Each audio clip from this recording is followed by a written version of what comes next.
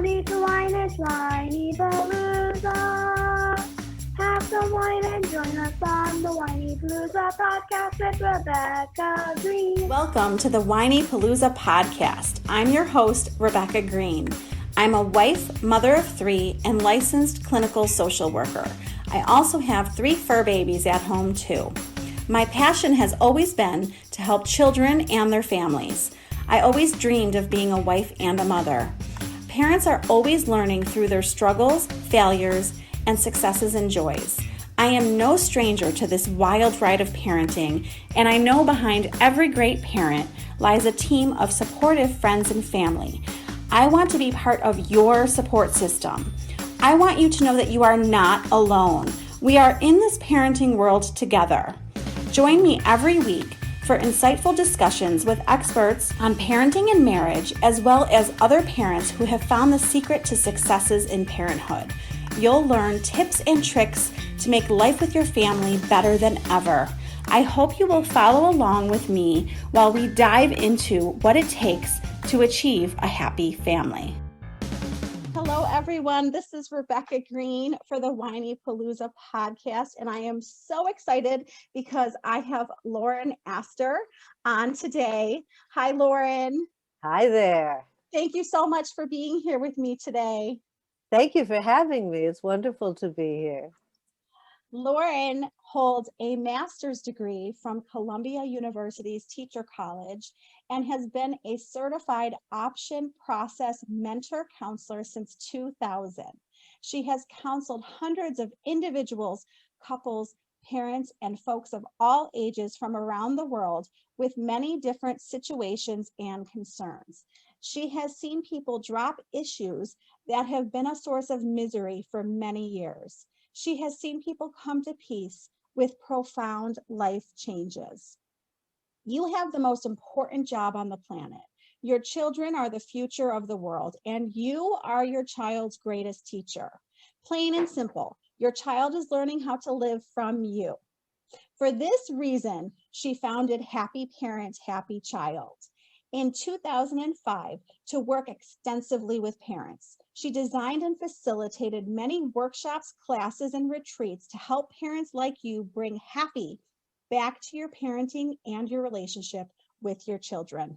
With over 30 years of experience as a teacher, facilitator, parenting specialist, and certified mentor, counselor, coach, as well as decades as a mother, single mother, stepmother, godmother, and grandmother, she has had the opportunity to help and support hundreds of parents. Well, wow to all of that. That is amazing stuff. Thank you. It's so good to be here to talk to you. I'm excited to talk to you, and I want to start back. I like to start with what inspired you to become a parent support coach? I have children and grandchildren, and I have a very strong feeling about how to interact, especially with the little ones, but with all children and with all humans, whether they're only, little people or bigger people. So I was not raised in the happiest of environments and the easiest of communication and connection. And I was a pretty young parent. So I was really still connected to feeling like a child of a parent. And I knew I wanted to do things differently. Yeah. And that's what I set out to do. And I did. Well, that is inspiring. I have been taught, through my training that we either copy our parents or we react against our parents, right? Right, exactly. Well, I'm so happy that you went a happier route. Yes, me too. Yes. Me too. So you talk about parents being more happy, calm, and peaceful. That just sounds so wonderful. Can you give us a couple pointers so that we can achieve more of that in our households? I think the most important thing the relationship that we have with our children. Mm. So if we are concerned about something with our children, how we're going to approach them is really important. That starts here because like you mentioned, we are their first teachers. Yes. And what they learn from us, they will have learned for the rest of their lives. So if we yell at them because we don't like what's going on, they're learning that. They're learning to yell when things aren't going their way. They're learning to get angry or to puff themselves up in anger to be more powerful. And so there's always a moment that we can take a deep breath and think about what's the most important thing here. I like that. And so that moment of pause, many people talk about the pause. Yes. Yes. And that pause, it takes practice. And that pause comes from what we're thinking. If we can take that moment to think this, they're doing the best they can here. These little people are doing the best they can, or these teenage people are doing the best they can and rolling their eyes and using words we're not liking. But to set up the relationship and the communication and the connection, because that's going to teach them more than yelling, than judging, than criticizing. And it will keep the communication between parent and child open. For sure. Yes. That pause. It takes so much practice. I'm still trying to practice that pause. Oh. And it's a lifelong journey. Yes. This is a lifelong journey. Good point. And it's not like, oh, I didn't figure it out yet. There must be something wrong with me. It's like, oh, here, I yelled at my kids again. It's like, is that what you want? Maybe not. No. So. Which is probably the answer to my next question. Oh, okay. What do you think is a mistake that most parents are making? Mistake. I think that they think that they can control their children and that they should be able to control their children. So I should be able to control them. And if you get a kid who doesn't want to be controlled, you're going to be in some power struggle. Yes. And how do you step out? So if you think you should be able to control them and they should listen to you, should is a powerhouse word. Yeah. So if they should listen to you, and you get bigger and bigger to make that happen, they are going to rise up to meet that challenge. And nobody's winning. Nobody's winning when you're in a power struggle. So it is for the adult, even though we have strong inner children inside ourselves, but it is for the adult to step out of the ring, step out of the fight. Yes.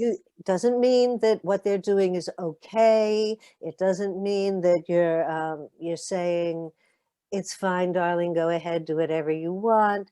It means that you're taking a moment to connect with yourself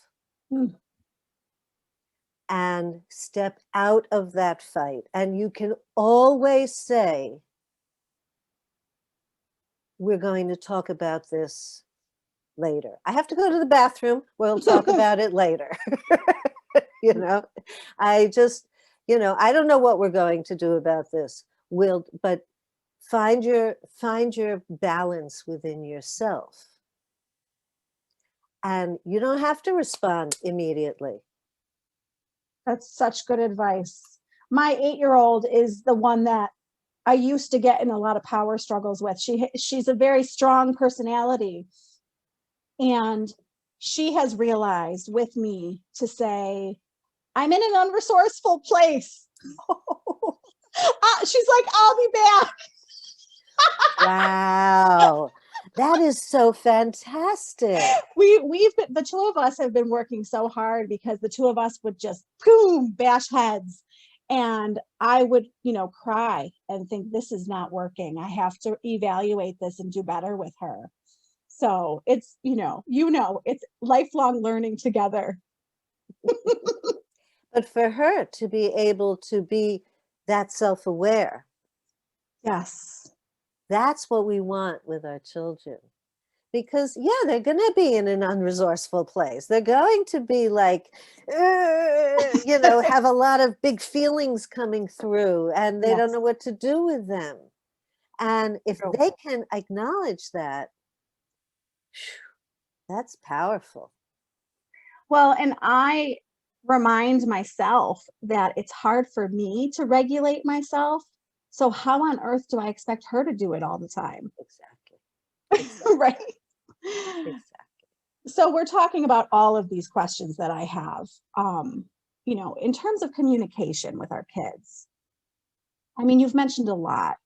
Any other tips to have better communication with our children? Ask questions. I'm writing it down. Instead of telling them how it is or what you think or what they should do, ask questions, sort of open-ended questions. So, well, what did you think when that happened in the playground? Or how do you feel about that? Or what do you think we should do when we both get so upset with each other? How can we, we don't want to be upset with each other. If a classic one is like screens, right? Kids want to be on the screens, and yes, they do. So have a conversation with the child. What do you think we should do? I think I should be on screens 15 hours a day. I don't know, that might not be the way to go. But let them have some skin in the game. Let them, because children need your attention, and they need some control, and they don't get that a lot in their lives. And for young children, I really, really encourage people to spend some special playtime with their kids. And that's just a time when you just drop everything. You don't have your phone. You don't have your list in your head of the 42 things that you wanted to do today. And you do what they want to do. Play with them. Oh, yeah. And follow their lead. And I can't tell you how many people have trouble playing with their kids. Oh, I know. I know and it's almost feeling like maybe you're not good at playing. Like I see my husband and he's such a natural at playing with them. And I feel like I'm not a natural. Like I have to tell myself to go do it and put the dishes. You don't need to do the dishes. Like just go play a game with them. And even just say, and let them know, we're going to have time together for special time after lunch. And let them know that's coming. I like that. And we're going to have, you can start with 15 minutes. Especially with your 8-year-old. Yes. Especially with your 8-year-old, the child who needs control and and attention like that. We're gonna do whatever you want. We're gonna make sure there's no knives and no fire. But basically, we're gonna control. We're gonna just whatever they want. Oh, you want me to be a purple dragon? I am a purple dragon. And you're going to just play, and you can set a timer so that that when that timer goes off, it's like, oh, wasn't this wonderful? This was so delicious to play with you. I just loved it. I loved it. And now we're going to go out and we're going to go to the store, or we're going to do whatever we're going to do next. And they might not love that. They more. Yeah. Tomorrow we can do it again. Tomorrow we can do it again. And the more comfortable you are, you can extend it, and you can make it 5 minutes longer. You're going to find that if you're really present with your child, and that's why I'm saying leave the agendas, leave the phone. This is not about, it's not about, I'm going to kind of pretend to play with you, or I'm going to write my shopping list while you're doing something. This is about jumping in with full enthusiasm and just like being there and letting your own inner child come out and play, and it's going to end. You don't have to do it forever. That will build a connection, especially with a strong-willed child, that you will find. I have a video up on Facebook about this, that if you want to have fewer power struggles, build these connections. They will organically those power struggles will go away. So true. And I feel like in every relationship, if we have a good relationship, it's like people want to do more for you. But, I'm all teary listening to you because, I'm picturing Lily saying to me, "You're always so busy." And I'm like, oh, I can feel the emotion. I have to, because I want to focus more on playing. Because you want to. Yes. And that's, I have to is like that should. Yes. Should. Yes. And there's a really powerful tool that you can use, which is when you catch yourself shoulding on yourself. Oh, I should this and I should that, and it could be about yourself, it could be about your child, whatever.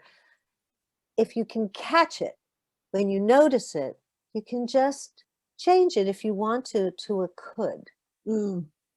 I could go and play with her now. I like that. And so there's more space. There's not judgment around it. Yeah. Should has an implication of judgment. It feels like less pressure. Say could.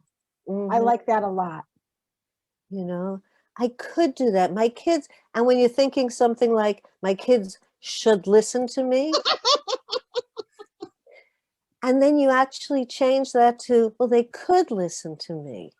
And that sort of takes the pressure off that, well, how could I get them, how could I support them in wanting to listen to me? Is it because I'm yelling at them and giving them my angry face? But I could invite them. And like you say, with Lily, she says, I'm not in a resourceful place.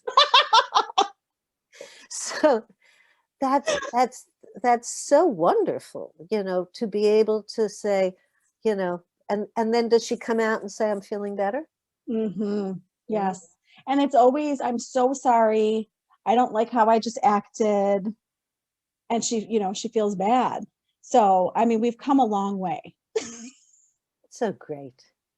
That's so great that she's not being pushed and controlled into like something that's not her.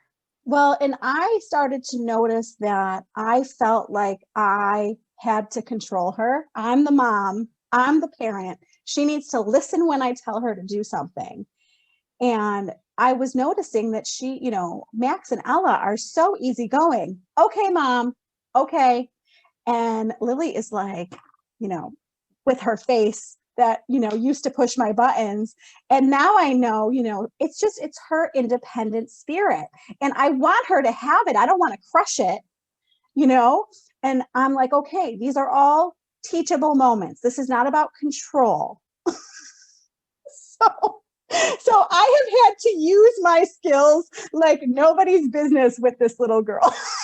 Yeah. Well, how wonderful. How wonderful. Because you have to go, with some children, you have to go a little beyond what you think is the way it should be. Yeah. Well, and my husband Seth jokes that if I had just had Max and Ella, I wouldn't be able to relate to all these mothers that I talk to. Mhm. So how would I be able to be super helpful if I wasn't going through it? Such a good reframe. Exactly. Why do you think parents feel guilty when they say no to their children? I think parents want their children to be happy all the time. Yes, we do. I think if they're not happy, they feel guilty. And you know what? We're not happy all the time. Yeah, very true. And that's real. And it's okay for them to not be happy. And for you, and to acknowledge that, it's like, I know you're not happy about that. And, and to empathize with that point of view. And I understand that you wanted that cookie or that thing, or you wanted to go out to that party or whatever it is, but it's, it's not going to happen. And they can be unhappy. We hear so much that, if you're feeling uncomfortable in some way, sit with it and like let it be. But we don't want to but we want our children to snap out of things really, really fast. They don't want to listen to us. Snap out of that and do it really fast. They're unhappy about what you say. Get that attitude up. What's with this attitude? They can have an attitude. It won't last forever. It's also true. Patience, Understanding. But also that part about the guilt, that like in some way they have to show you that they're okay. They're like you said, if we have trouble regulating. It's so true. Well, and I have said to my children, I know that you don't agree with me. I know that you know my reasons. I feel bad that you're upset, but I'm doing it for a reason. And I think that I was one of those parents. I think that I was even made fun of by my friends, for trying to, the people pleaser in us goes from people pleasing during our lives to people pleasing our husband to people pleasing our children. And then the people pleaser realizes that it's not about pleasing them all the time. But exactly. It's a hard lesson. It has a lot to do with what you think. We talk, there's a lot of talk these days about mindset. Yes. And I have a little, like a booklet you can get on my website called 4 Big Ideas, which talks about these things and talks about the special playtime and stuff. But the biggest part of that is what you think matters. Yes. And if you're thinking that it's bad for my children to be unhappy and I should have done, there it is, I should have done what they wanted in some way, you're gonna make mistakes. They're certainly going to do that. And how you teach them to work within that is such a wonderful opportunity.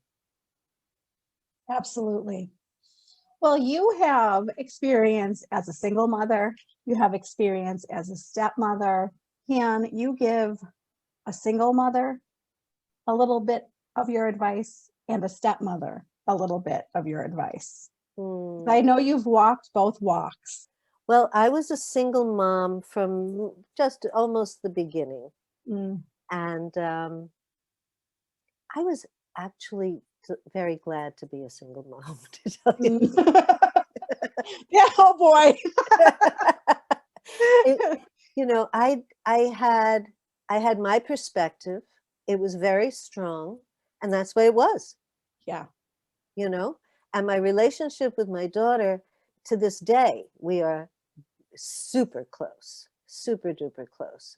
And it was just, I didn't feel, I didn't feel any, I didn't really feel guilt and about like her father's not in the picture, because he wasn't in the picture. And it was just the way we were.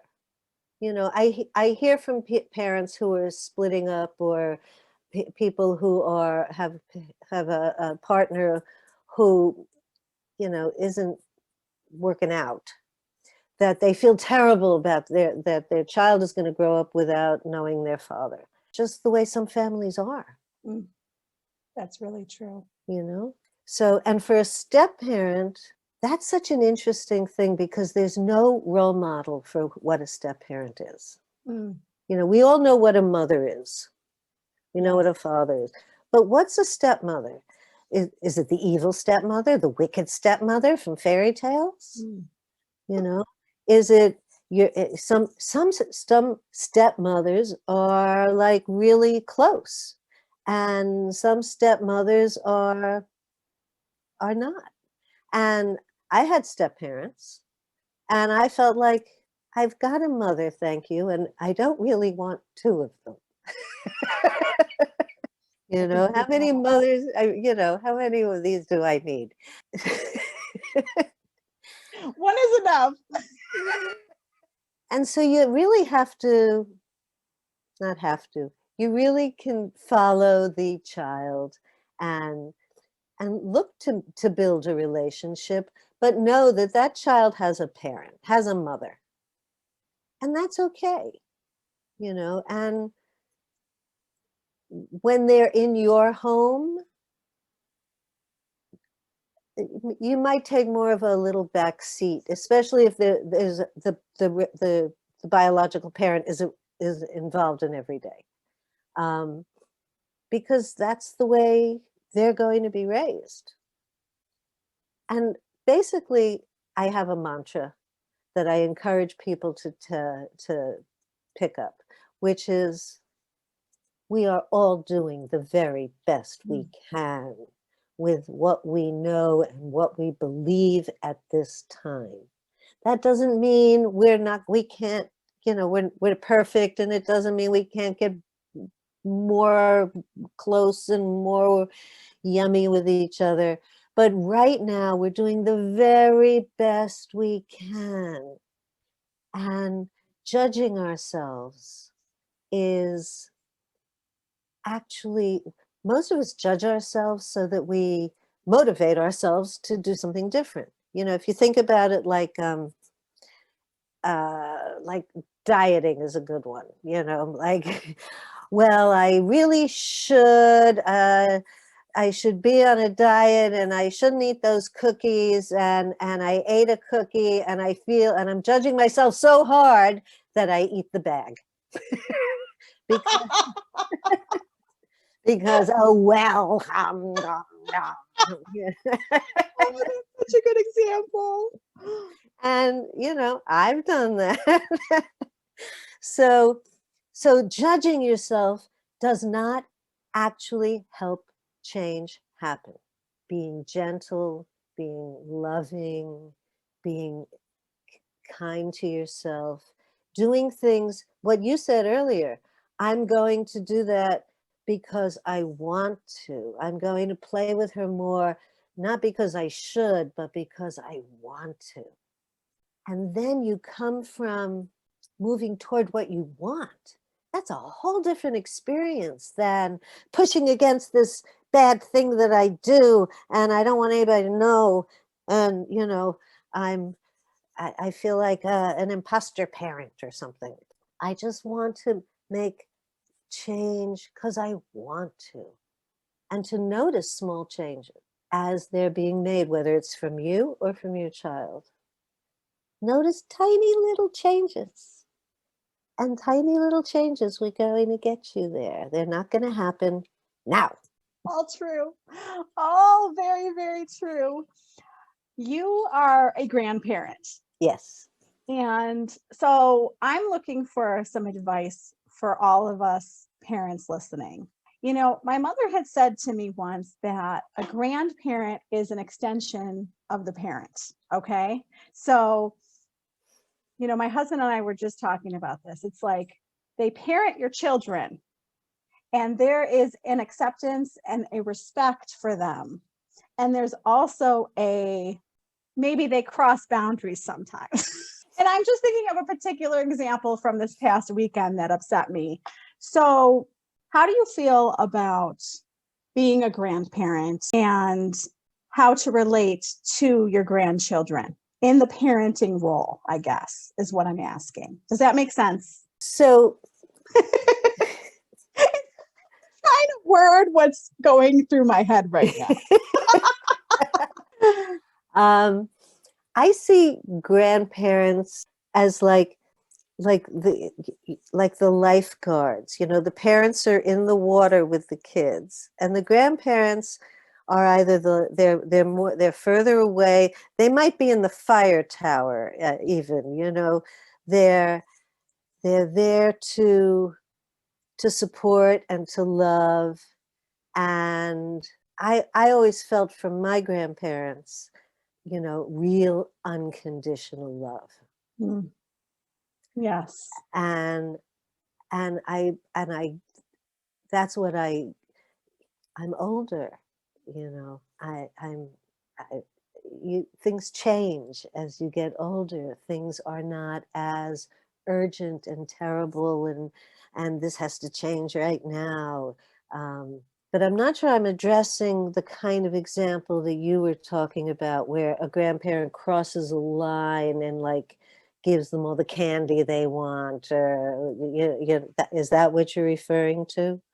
You know, it's kind of like, what is a grandparent's role with the grandchildren? And I have really tried to respect them as very wise, wonderful. I mean, we have 6 grandparents in town. Wonderful.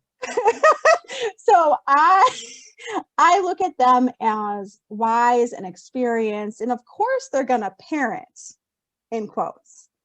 But I think there's boundaries, and I think that I'm not a grandma yet. So I don't really know exactly how I'm going to feel about the boundaries that I'm thinking right now as a mom. Are you saying that they parent when you're there? Yes, and give advice that maybe I don't agree with. That has happened. In the moment, in front of the children? Yes, Uh-huh, yes, uh-huh, yes, uh-huh. yes, yes, yes, yes. Yeah. Yeah. Or behind my back. Uh-huh. So, you know, I think that you could, as the parent could say something to the grandparent from a very loving place. And again, it comes back to the relationship is really important, and keeping the communication open. So to find that place in yourself where, and it can be challenging because grandparents can be very judgmental. Why are you doing that? You shouldn't do that. You shouldn't do it that way. You should tell them right now they have to go and listen to you. And I've worked with a lot of parents of children with autism. And to help them be very loving and accepting of their children where they are at. And sometimes the grandparents have trouble sometimes seeing that, you know, especially with kids with autism who are maybe have little quirky things that they do, or, you know, whatever it is. And to meet a child where they are, even if they're doing something that you don't like, you know, and a kid on the spectrum, they're doing it to take care of themselves. And so you want to help a grandparent understand that loving first, because if the child feels, and this is with all children, if the child feels safe and loved, again, they will bring themselves in a different way to the relationship. And if they do that, then they're coming from their own inner being instead of being told what they have to do and they're behaving out of fear. And just to briefly go back, if a kid is on the spectrum and the more relaxed they are, the more they can take in what's around them and you can work with them. Yes. They don't have to be protecting themselves from all of this stimulus.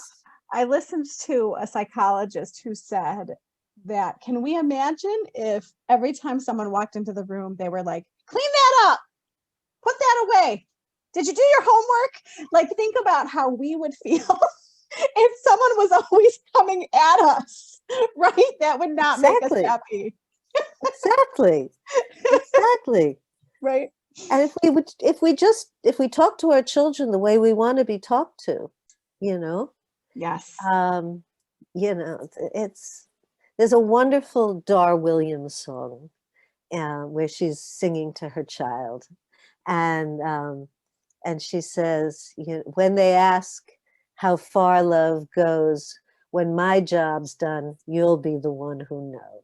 Oh, that's beautiful. And I love that. Well, you are full of so much goodness, and I knew I was going to love talking to you. Can you please tell everyone about the programs that you offer and where they can go and find you?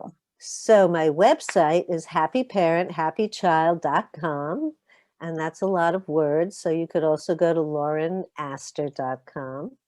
And at the bottom of my very first page, you can get my free report, which is about, those 4 big ideas and what ways to be that will really make a difference how you interact with your child.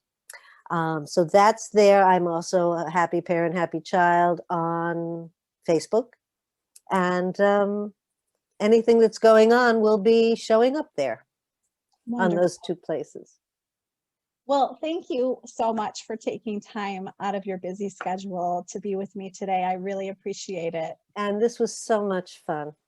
Thank you so much for having me. Thank you. This is Rebecca Greene, reminding everyone to spend every day laughing, learning, and loving.